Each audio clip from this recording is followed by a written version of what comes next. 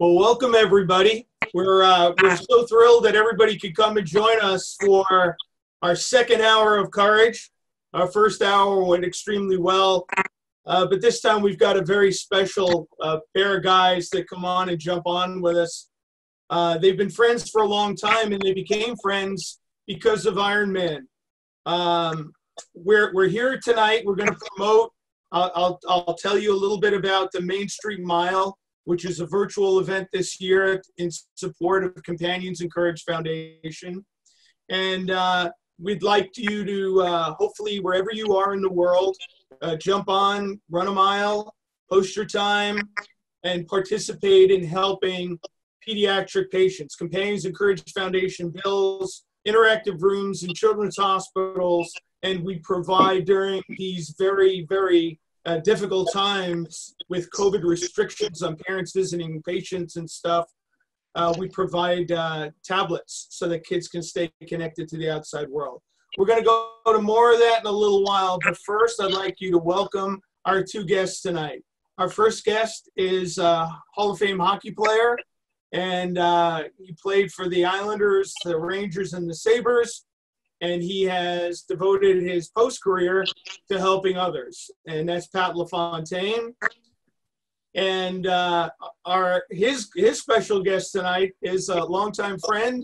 He was the father of Ironman Canada, and later founded all of Ironman North America with his NA Sports. And he has devoted much of his real working time to helping others as well. And that's Graham Fraser. So welcome both of you. Thanks, JJ. Good to be here. So with our guys tonight, we're going to have some questions that you are going to pose in about 20 minutes time. We will cut to some of your questions, but we're going to kick it off tonight by, I'm going to ask Pat, if you can share, how in the world, Pat, did you ever wind up meeting Graham? Whatever possessed you to do an Ironman, and when was that? Well, it's a great story, and I want to obviously thank Graham for being on tonight. He's a dear friend, loves the sport of hockey, of course, but an amazing triathlon in his own right. And then obviously, founded, the whole Ironman series. So anybody out there who knows Ironman, you're talking to the man. But, Jimmy, it's a good question. When I retired early because of concussions. And, I had many, many concussions. And I remember I was 39, I was getting ready to turn 40. And I watched a nun and a priest finish the Ironman. One was in 16 hours. One was right before 17. And I made a promise to myself, if they can do this, by the time I hit 40, and I'm sorry, I said when I retired, I was on 34. By the time I'm 40, I promised myself I would do it. So sure enough, comes my 39th birthday. I start looking into Ironman. I said, oh, geez, if you can't keep a promise to yourself, who can you keep it to? And I started looking on for events. And then I saw that there's an event that was going to be down in Panama City. And what inspired me more was there was this charitable factor. There was a matching Janus fund that however much money you raised, you could then be matched, and you could have extra funds for your charity. And I got all excited because, as Graham knows this, hockey players, we can bike, we can't swim, and we can't run. We had to teach ourselves long distance because we're anaerobic athletes. We're not used to aerobic long distance. So anyway, I worked out hard, and a couple of my buddies, Pete Smith and Bob D'Angelo, of course, Jimmy was at the helm. We started to realize we could raise money, and I signed up. Well, wouldn't you know, I get down there, and the first person I meet is Graham Fraser, and he comes over and he says, I'm really excited you're here. And I said, well, you're the guy, you're Graham. He says, yeah, I'm from St. Catharines, and I love hockey. I'm a hockey guy. I said, no way. He said, my favorite players, I love the French Connection, Gilbert Perreault, Rick Martin, and René Robert. And so wouldn't you know that, all of a sudden we did a team as a team, and Graham can tell you the rest of this, but we weren't your normal Ironman athletes. I think we drank Heineken after it was all over, and everybody looked at us in a very funny way. But what was most important was that Graham put together this first-class event, and everybody came together, and it was for a higher powers, for a higher cause. I can tell you right now, I didn't need to do any Ironman. I'm okay with where things are at, but when it comes to making a promise and then using those funds and helping kids and children possible, that was all the motivation I needed. And it took us 13 hours, 6 minutes. Pat, let me interrupt you for a second. I want to ask Graham, what was the reaction in your headquarters when somebody looked and said, I think some guy named Pat LaFontaine just registered to run in Panama City? You know what? I've dealt with 50,000 athletes over the years, but being a Buffalo Sabre fan growing up, and seeing that Pat was going to do it, I'm like, this is one of the cooler guys ever. I'm going to have him at my table at the banquet. Just remember you guys came in, and Pat and I sat beside each other, and we talked through the whole bloody banquet. And, we had a lot of commonalities right away. So I was pretty excited to see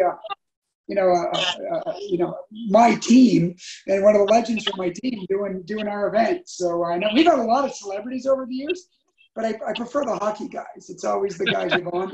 So it's pretty fun. And then ironically, that was the year of the NHL lockout. And, I remember when Pat left, he just blindly threw out the statement that, hey, what are you doing in, I think it was December 4th. I didn't remember the day. I'm putting on this charity game in Buffalo. Do you want to come and play in it? I'm like, but Pat LaFontaine just asked me to play in the game. And and then he followed up on it when we got back, and I actually played in the game. And it was like, one of those things. I played with Bill Perreault in the third period. Pat traded Perreault to my team, his first trade of his career, and I got to play with him. So, and from then up, that kind of set the path for 50 years of adventures together. Graham, let me ask you, of other athletes who have participated in Ironman that you're aware of, are they from any other sport, or are they just primarily hockey guys that do it? No, there's been some baseball guys for sure, the odd NFL guys. So there's been a cross-section of athletes. It's not a lot of them. But I tell you what, the guys who do get into it do it with passion because they're athletes and they love competing, they love doing something, they're learning, and none of them, go in there and just, finish in 17 hours like Pat. When Pat, like, I want to do one, break 12 or whatever. Like, they still got that athlete in them. So, there's been a cross section, but I would say there's more hockey players than anybody. I'd say of all of them. Hey, Graham, I think Jimmy's leaving out the most important part. So we do the Ironman. You get to play with Gilbert Perreault at a huge audience in Buffalo, raised a lot of money for Companions in Courage. And then Jimmy comes up to me after that first Ironman, and you were so gracious. You met all three of our buddies, Pete Smith, Bobby D'Angelo, with Heinekens and a slice of pizza. And Jimmy comes up to me and he said, hey, great news. He says, I got good news and I got bad news. He said, I said, give me the good news. He says, well, I think we raised close to $60,000. I said, that's fantastic. Obviously, we had a chance to match with the Janus Foundation. And I said, so what's the bad news? He goes, I signed you up for next year. And then he signed me up for 6 and 5 years. And I said, okay, but it was for the kids. And I have to tell you, it's I gained so much respect for athletes, and the sacrifice. And you know what our mantra was, Graham? You remember this? It's an easy day. And we said, if you're a child in a hospital room, that's a tough day, not knowing what's going on. So that was our mantra. It's an easy day, just a training day. Let's raise money. Let's, the kids were the ones who inspired us. And Jimmy, that probably leads us to a nice, assist that we had together with one of our Lions Den rooms. Yeah. So, Graham, why don't you talk about when you go into a city, the enthusiasm that is part and parcel of people in that community coming together. And then, one of the things that you initiated as part of, the North American cities is to try to create legacy projects. And why don't you tell us a little bit about all of that and how important that is for each community to get something? Yeah, and Jimmy, it's a part that I miss that I don't get to do anymore in those communities. Like, I really enjoyed what you just said is Ironman and the communities. It was a merging of multiple communities. It was the athlete community with the communities, which were the volunteers, the cities. So it kind of blended everyone together. And there was this energy that built around an event. And you couldn't do the events without all the people. So because we'd have, 2,500 to 4,000 volunteers at each event, and we'd shut the roads down for hours, and we'd take over the community for a week, I felt it was very important that Ironman, being a strong, I don't like necessarily the word brand, but brand that everyone knew, had the ability to go in and change lives. Like Pat and I've always kind of bonded on that. And so we created that Ironman Foundation. And I'll give you a little credit, Jimmy. When I played in that game in Buffalo, one of the more memorable things was going to the banquet. It was my son's 13th birthday, and we got to sit at the front table with you. And I'll never forget when they got up and talked. I think Palisano, I think, was the owner at the time. Was it? Yeah, Tom Palisano. Yeah. Yeah, and he actually gave, I think, another $100,000 to make it happen. And I looked over at you, and I could see you in tears of happiness and joy. And that really was touching to me because I realized how important it is. And I really got to know what you guys were doing. Like when you see people with passion, you learn about really it's like Challenge Athlete Foundation. Bob Babbitt, that group, they have passion to do those things. And you guys have the passion for the foundation. And then getting to see the rooms myself and see what they do, it's real life. It's not just a website. It's not just talking. And so, when we talked about doing the one in Panama City, we had a hospital that it was perfect for. And, here we are 15 years later, and the room's still there.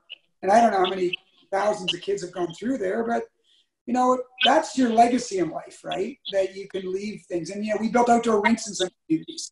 Kids skate all winter in these free outdoor rinks. And, I always tell my kids that it's not what you have, it's what you do, what you leave. And that's why Pat, I love Pat's mantra in life is that. And, Pat, you really were a good mentor for me on, really digging deep to do better things. Because when you see people doing it, it's important. Now, Pat, one of our viewers had a question specifically about Ironman, asking, when you come from such a team-oriented background, was it difficult for you to kind of focus as an individual? Because Ironman can be a very, very individualistic sport with all the training, isolation, and things you do. How did you handle that, Pat? Well, that's a great question. The 4 out of the 6, we created a team group of guys that no matter what happened, we were going to stick together. So that team part of it was still inside of me. And but as Graham said, there's the athletic side of you that says, okay, let me see if I can, get a good time out there. And so I was able to do that a couple times.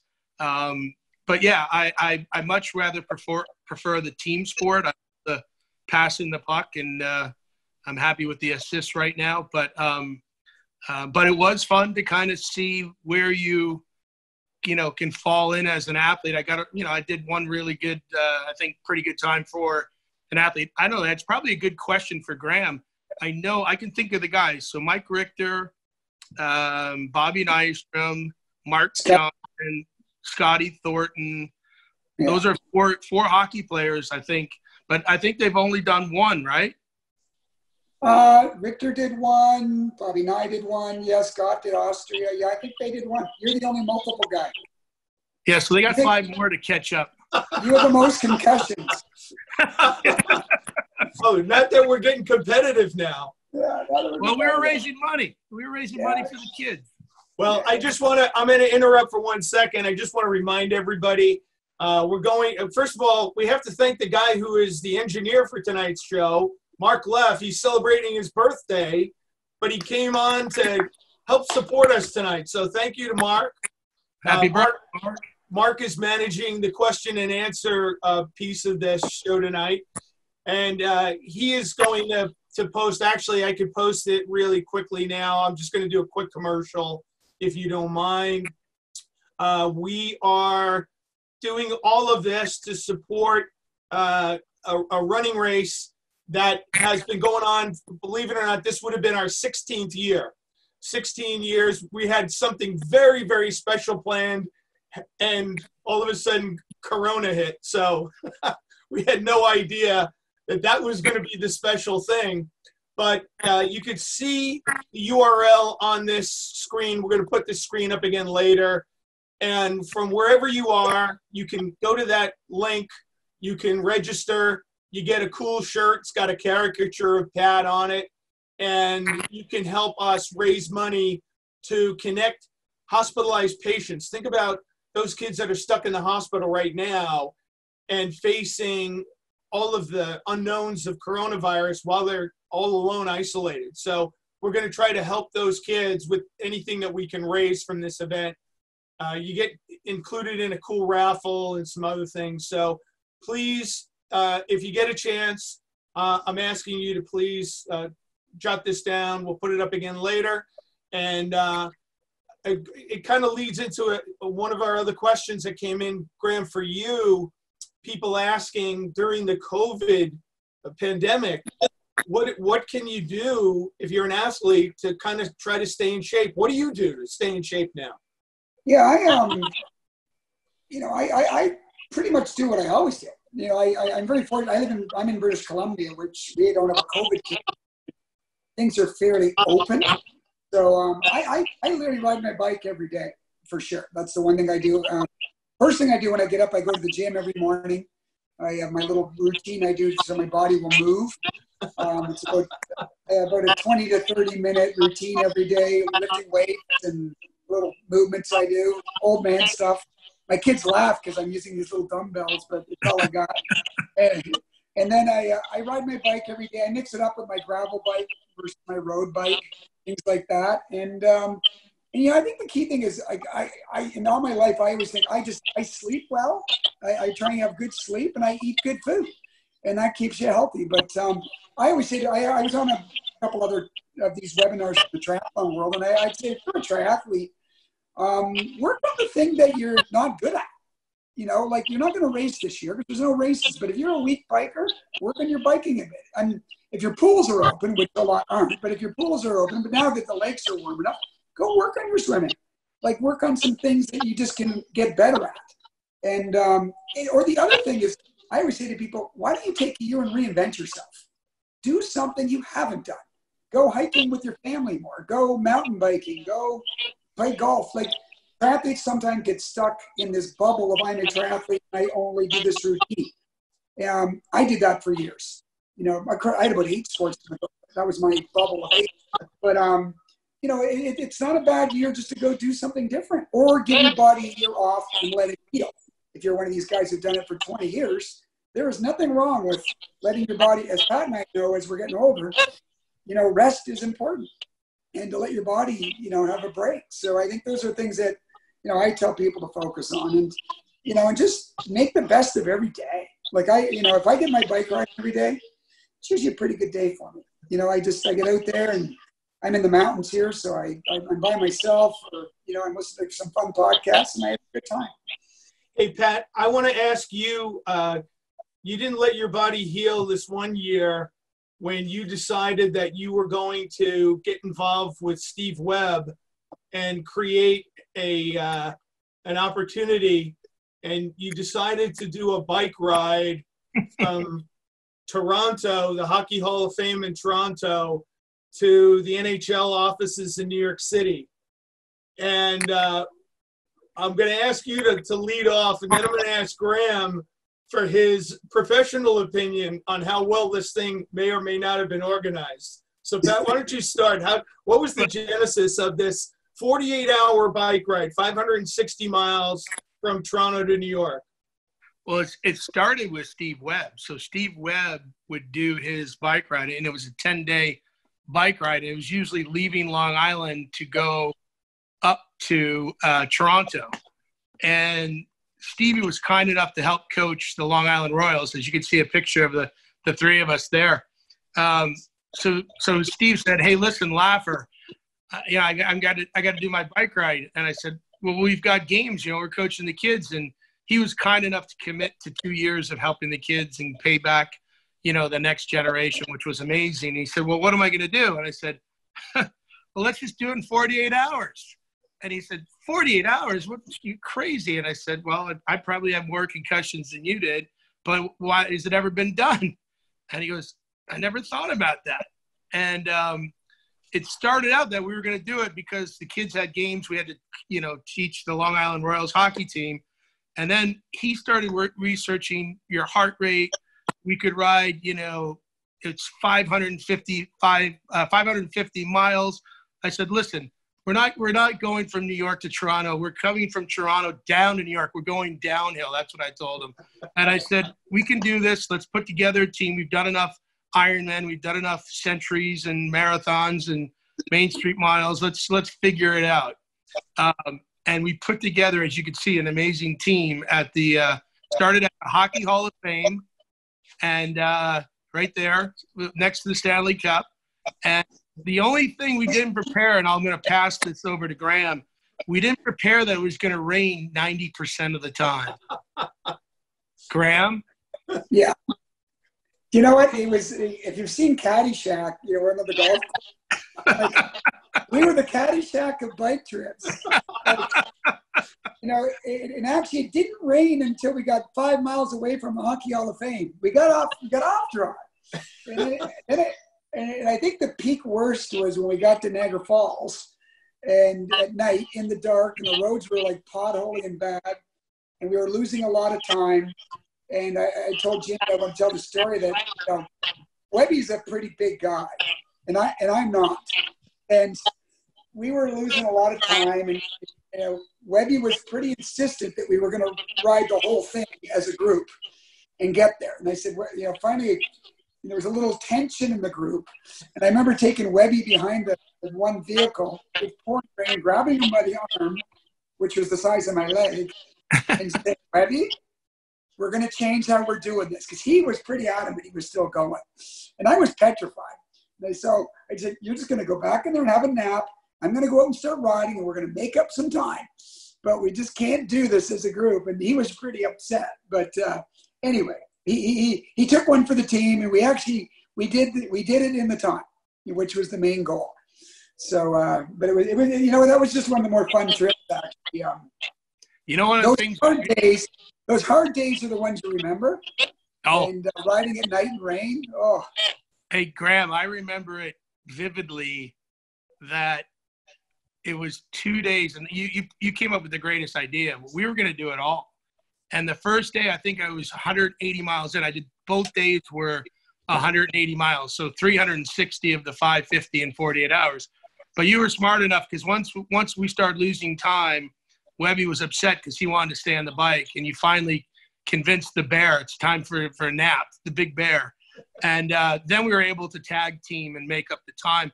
And as everybody should know who signed on, we actually finished riding over the George Washington Bridge, pulled into the NHL studios where that photograph is, in 47 and a half hours.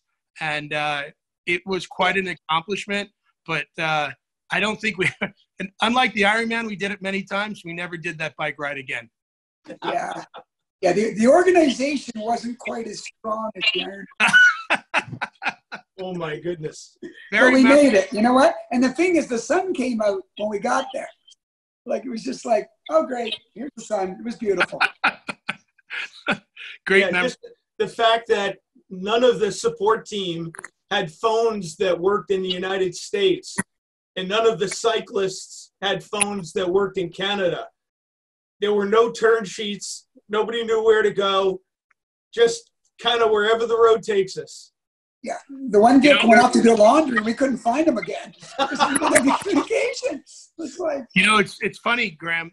There's 2 events that we've done. We've done many of the century rides. We did many of the Ironmans. We've done, many of all the, marathons and Main Street miles and all the great events. But we've only done one bike ride, 550 miles in 48 hours, and one swim across Long Island Sound. And, that was super memorable too on an October 1st day. It ended up being about 7.5 miles, but that's another one and done, but special memory too. Raised a lot of money for CIC. Yeah, that was a pretty special day too. Again, why do we get the storms? Right? We get in the water, we got 3-foot waves. It's like the Gilligan's Island, the boat. Like we're going everywhere. So we finished. We got it done. But we got it done, and the sun came out at the end again. It's a pattern. It always comes out at the end. And we raised a lot of money for Webby's W20 Foundation, and I believe it was Alzheimer's Foundation, and for Companions in Courage. There's still some stuff up on YouTube. MSG Network covered the cyclists coming into New York City and the greeting of everybody at the NHL store that day. So if people want to go and find that link, it's on YouTube. It's a great little story because it tells a tale of a bunch of athletes who are just committed to doing something for a higher purpose.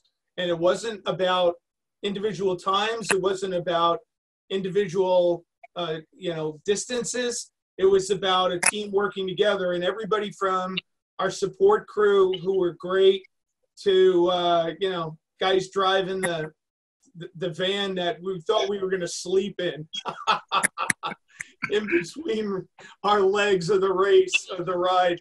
That was a misnomer because nobody slept for 48 hours. No. Except when the hail started coming in just south of Rochester. But at any rate, you guys have had so many great adventures together. And one of the biggest ones was, again, connecting on a hockey rink on a little guy's backyard in Long Island, right off Long Island Sound. And Pat, I'd like you to tell us the story of how the Williams Lake Cup came to be. And then Graham, tell us the story about how you gathered a bunch of guys up in Lake Placid to come down and just share a brotherhood for a weekend, a very special weekend. I don't know, 10 different times or 11 different times.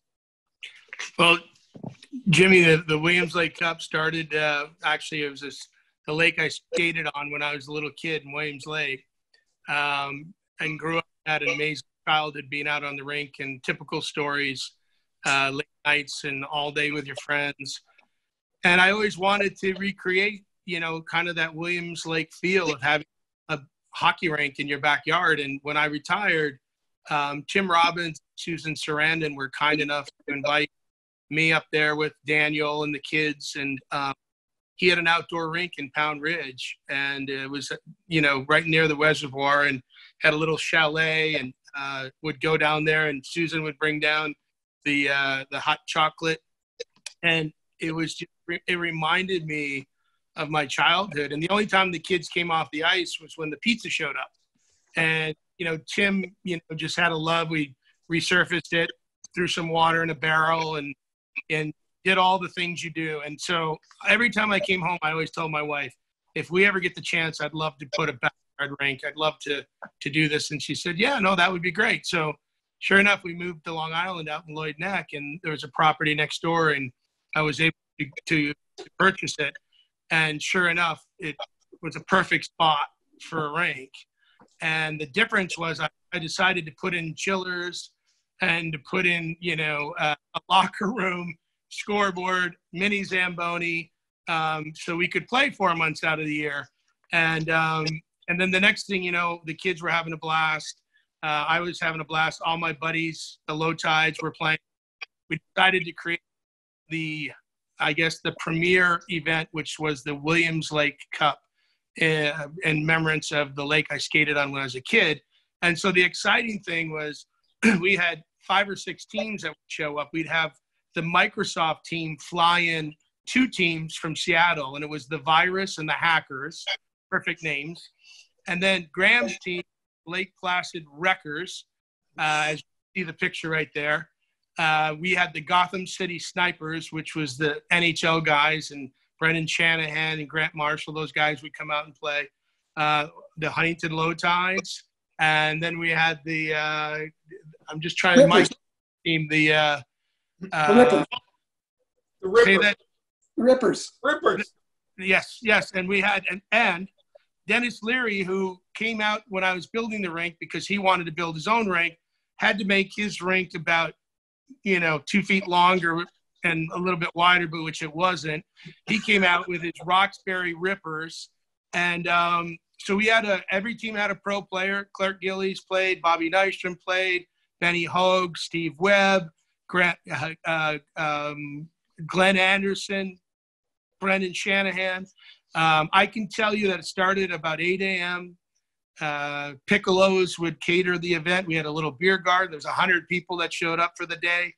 And we probably finished around 5 o'clock. And it was a bunch of guys that were 12 years old all over again. And as you can see, my friend Graham won the Williams Lake Cup and made rings for his teams. And I tell you right now, it got serious. There was a trophy my dad sent me that he picked up Williams Lake Cup. And I can tell you we raised a lot of money for Companions in Courage. Some of the best decade of memories of just playing shinny hockey with your buddies and watching your kids grow up. It was much more than I ever would imagine. It turned into a really special place. That's great. Now, Graham, how did you get your group together from Lake Placid? Had you been together for a while? Well, we played in a league in Lake Placid in the winters, like the Wreckers. So, full ice, real hockey when we could all skate and we were a little younger. And then when Pat told me about the tournament, it was not hard to get guys to come down. It was, and then I tell you what, after the first year, then it was like a battle on which Wreckers would come. Because, we had, you got 15 guys in your record team and, we had the consistent guys like, Bill Smith, Doc Smith came every year, Younger came, Terry Babcock, Petey Fish. And to those guys, it was Christmas. It was seriously the best weekend of the year. I mean, other than your family time, but, it's like we always said, like you see Clark Gillies in that picture. When you get on the ice, you're like a 12-year-old. Like you're on this beautiful setting on an outdoor rink. And like Pat said, it wasn't like we just goofed around. It was hockey. You played to win. Every game was hard. You played to win. You got to know, over the years, you got to know the other teams.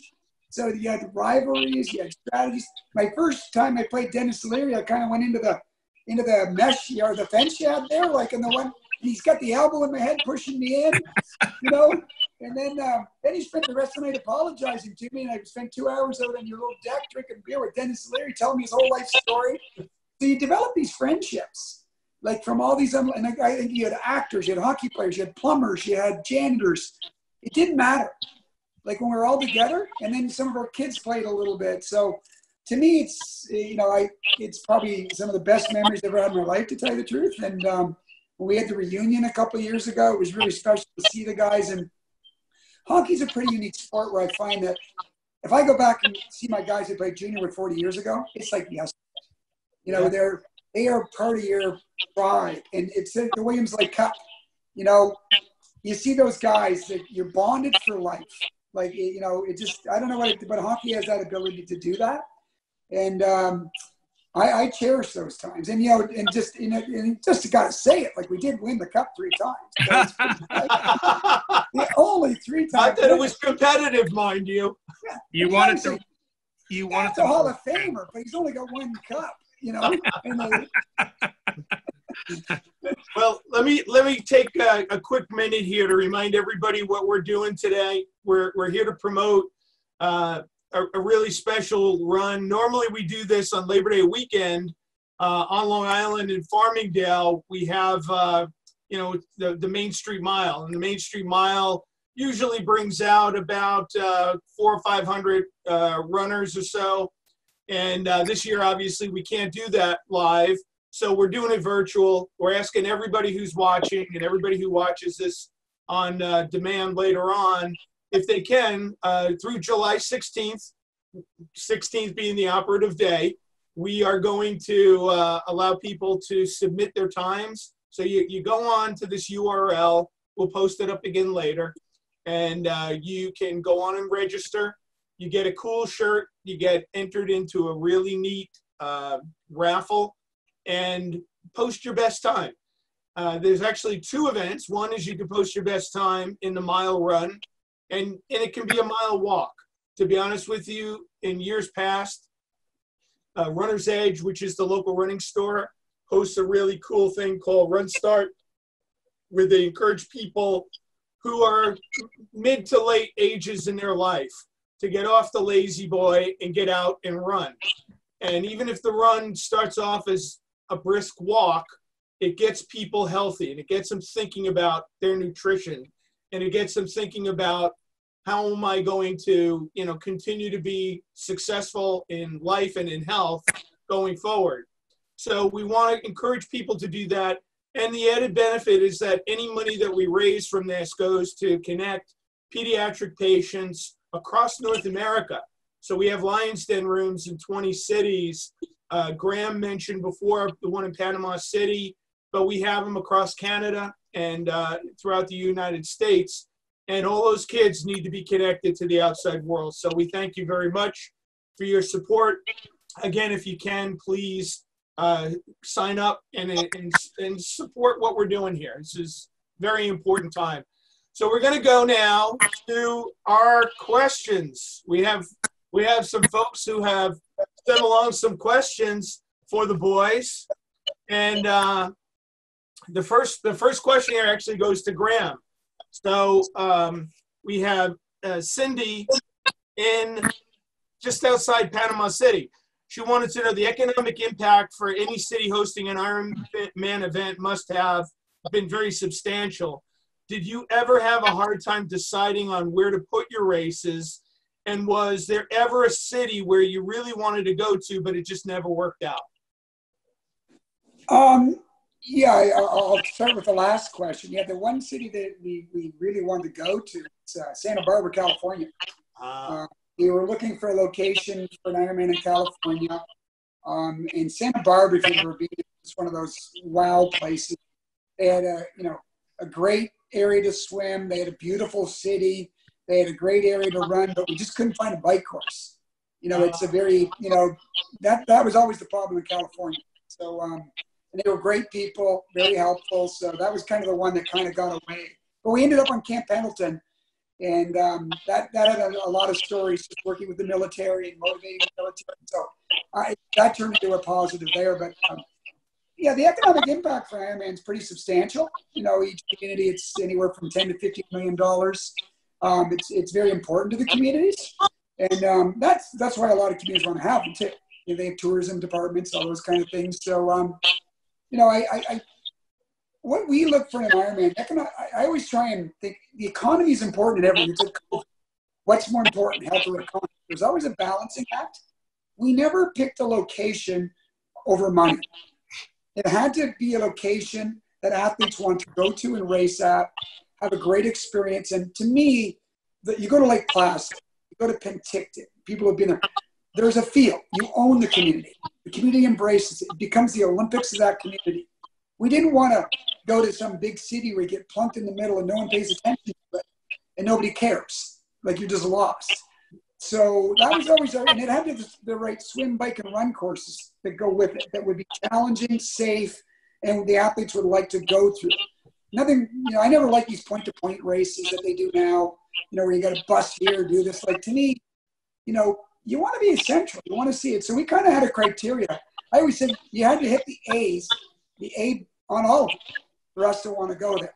Yeah. And I would think, when you go to Coeur d'Alene, Idaho, you go to all these Wisconsin, I was pretty proud of the races that we did develop because they hit the buttons. They hit the A's, and they're still the most popular races because they did have the A's. When you sort of compromise, you get all the problems. Now you may run out of A locations. There may not be 50 A locations out there. We might have got the runs early, and if you want to expand, it's hard to find them. But, I never felt you sold out for money. You always had to do it for the right reasons. And that's kind of why it worked to me, because it was. You do things the right way, it worked. Money takes care of itself later. No, that's exactly right. There's some NHL teams that got to learn that. Anyway. All right, easy. All right, that's a good transition, though, Graham. We didn't even rehearse this, but our next question is for Pat, and it relates to what the NHL is going to do. At least what they've hoped they can do is sprint into the playoffs, which is obviously it's totally unprecedented. But we have Buzzy, who's in Ottawa, and he wanted to know who would have a greater advantage, given what the NHL is proposing to come back to with just bang right into the playoffs. Who would have a greater advantage, the 19-year-old rookie Pat LaFontaine or the KG veteran at 32 years old with a little bit more savvy? You know, it's a good question, because going into the playoffs, you got to kind of almost feel sometimes you're just playing, because when we were going for that 5th Stanley Cup, you weren't thinking about anything else. But then at the same instance, you have to go through that experience to become that KG veteran. So I would probably say the one that's a little wiser at 32, so he can help make sure the 19-year-olds are playing really good. It's going to be very interesting.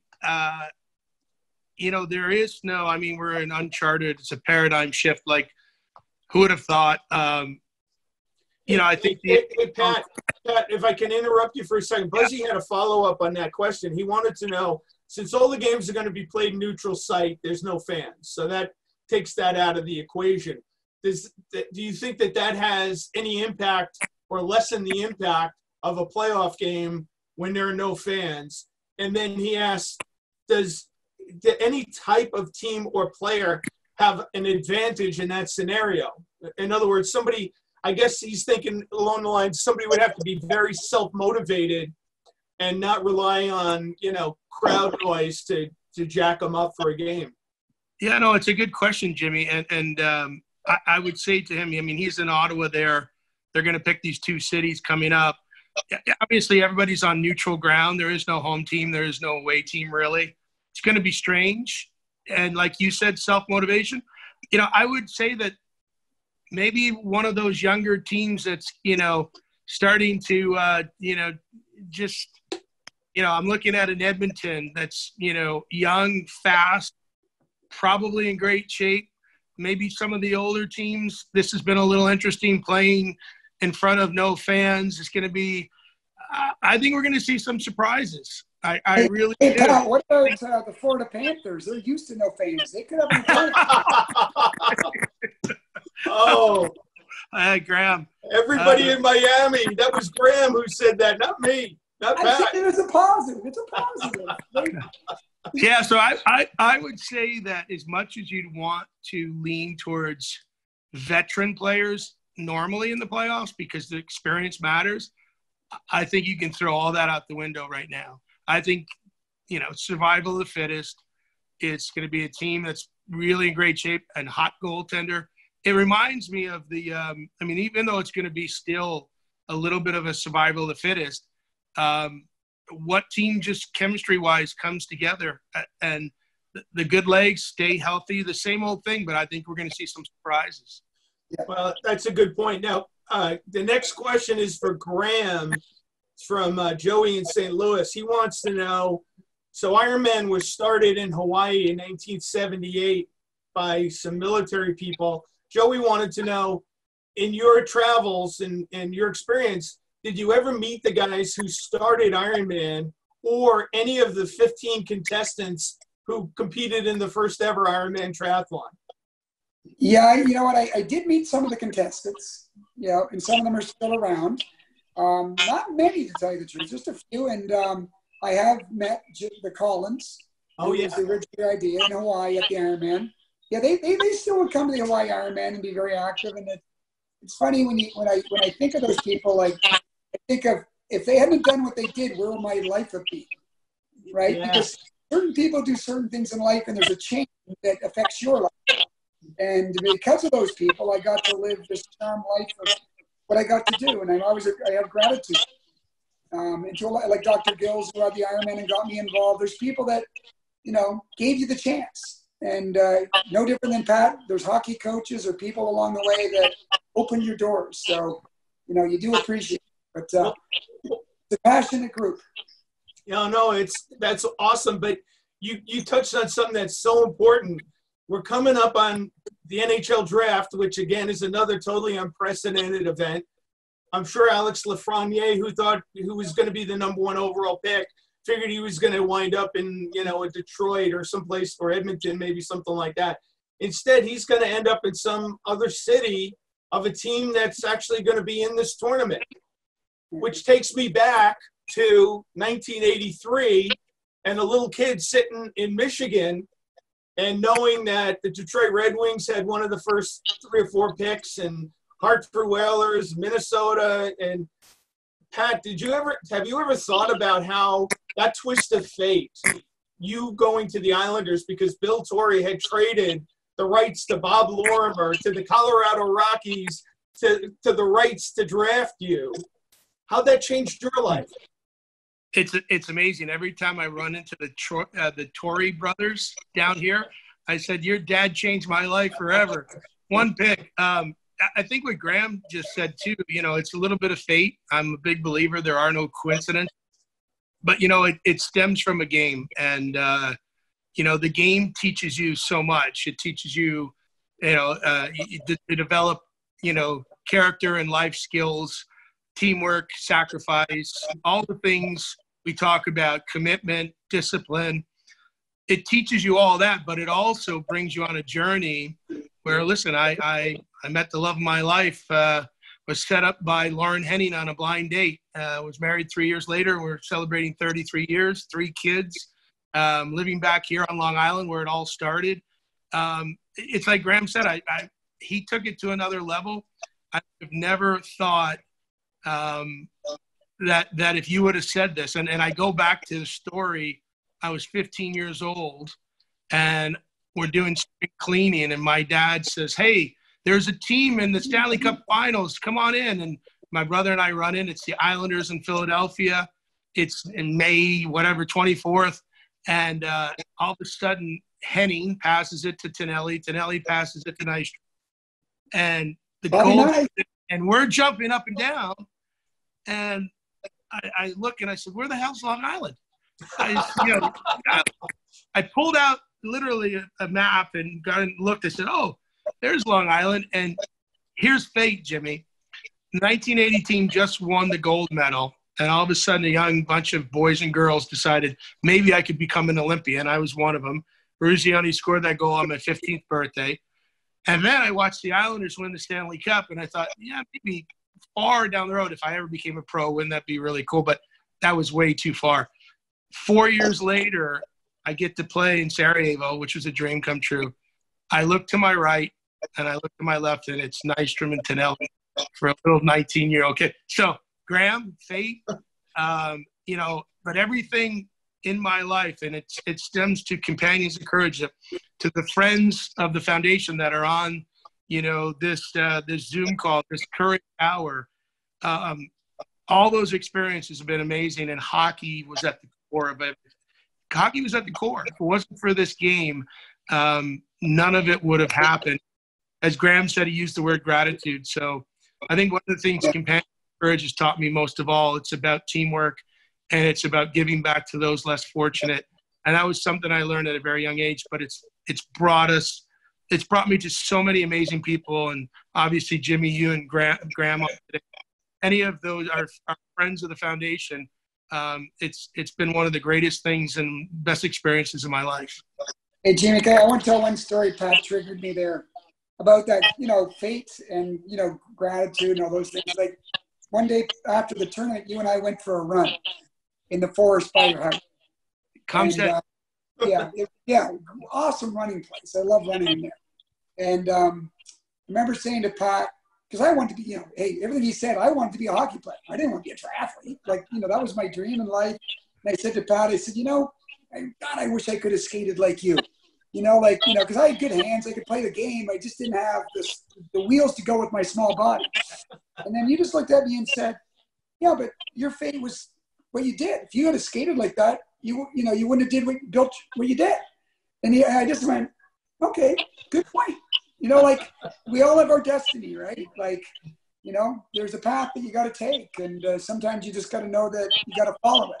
And it's what's great, Graham, is when your paths intersect and you learn from those experiences. So those are part of the journey too, because I've learned so much from you, from Jimmy, obviously, from all of these experiences that we've done is all part of developing the character and what's important, your family, and giving back. And so, it's one of the things, it stems back from meeting the kids and the Islander players, getting involved in the community. I still say this today, that the Islanders won 4 Stanley Cups, but their great legacy was what they did in the community on Long Island, and fans love and they love the fans. That impact, along with the Stanley Cups, obviously, but that impact still lives on today.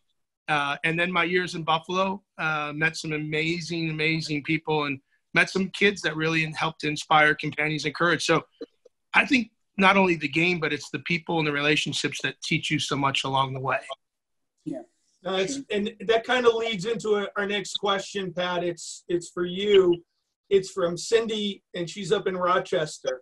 And she wanted to know who your favorite players were, and did you ever ask any of them for a piece of memorabilia from them? Well, yeah, I actually did. My 2 favorite players, Cindy, were Gilbert Perreault and Guy Lafleur. We lived in Michigan, so we caught the Canadians. So Guy Lafleur was my first.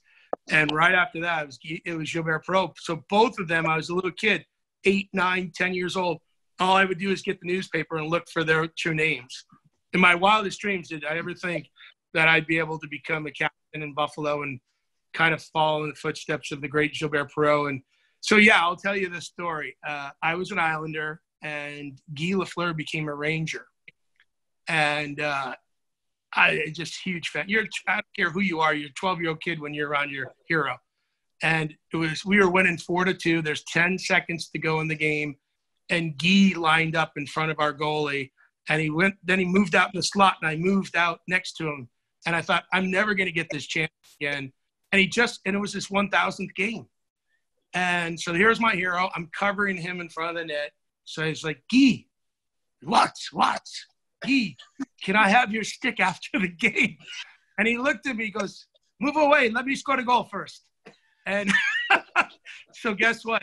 If it was 4-3, I couldn't have moved away, but it was 4-2. So I just moved off to the side a little bit. Fortunately, the puck never came, but the stick was delivered by one of the stick boys. I have it to this day, and he wrote something really special on it. So, yes, not only did I ask for something, I asked for it during the game. That's awesome. That's awesome. That's a great story. Now, yeah. Graham, it said, I think it was Mr. Commander Collins or whatever. I think one of the things that he said was that, you swim 2.4 miles, you ride your bike 112, you run 26, and then you get to brag about it for the rest of your life, which is a great line. Now, I know you're not that inclined, but if you had to pick one thing in your life that you would brag about, what do you think that would be? Oh, boy. It's a hard question. Playing on a lot. French Connection. Yeah. I got a lot of things I could throw to that, but I brag about. Think about how many people's lives you have impacted. Forget about all the Ironman people, all the people that have been inspired to do Ironman, but all of the philanthropy work that's allowed you to do. Whether it be rinks, you went off and did Centurion bike rides, which got a lot of people who otherwise probably wouldn't have done an organized event, and up in Ellicottville and places like Lake Placid and up in Ontario. I mean, it's a great legacy. And then, oh, by the way, you got some great kids and a great wife. And yeah, my first response was my children. I've got 3 wonderful children, and I have wonderful relations with all of them. I'm proud of all of them. In your heart, that's the biggest thing in your life. But that's the stock. We all think that your kids are special. But I actually like the Pat. I'm really. It's a weird thing, but going back to the Williams Lake Cup and playing at Pat's rink. Then I put a rink at my house, and then we ended up donating 4 rinks to the community. And every time I drive by one of those rinks, ironically, so my father-in-law passed away last year, and where we ended up doing his sort of celebration of life was at the town hall in my hometown of Grimsby. And it was February, and I walked over and I looked, and the rink is right beside it. The outdoor rink was donated, and there was a pile of kids and dads out there skating.